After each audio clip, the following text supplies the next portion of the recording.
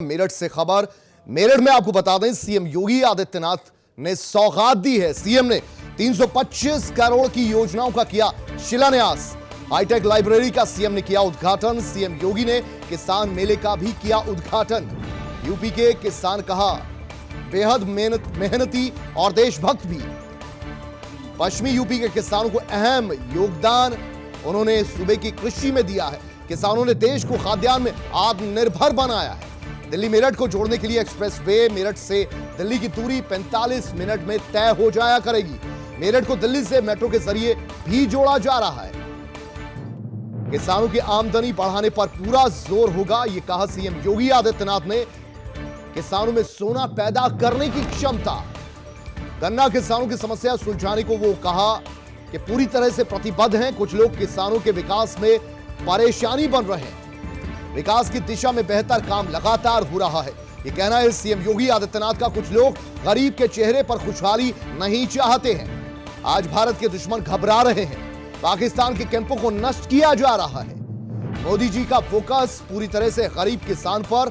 भारत से नफरत करने वाले साजिश रच रहे हैं। किसानों को कहीं फसल बेचने की स्वतंत्रता अब मिल गई है, कहीं पर भी वो फसल बेच सकते हैं। अब अन्नदाताओं के खाते में सीधे पैसे पहुंच रहे हैं। हम चाहते हैं कि किसानों को पूरी तरह स्वतंत्रता मिले, किसानों को अपनी मर्जी से फसल बेचने का हक हो।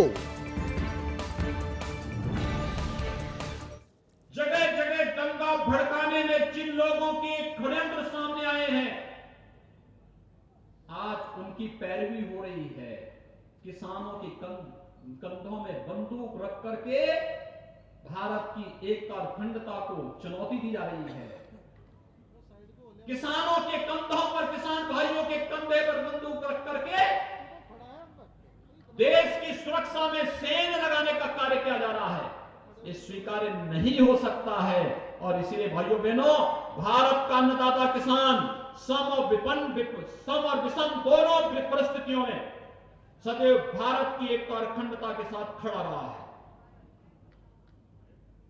उसके लिए भारत माता की रक्षा करना और भारत माता के लिए सब कुछ समर्पित करना, उसके लिए यही शिरोधार्य है और वह निरंतर इसके लिए कार्य किया है।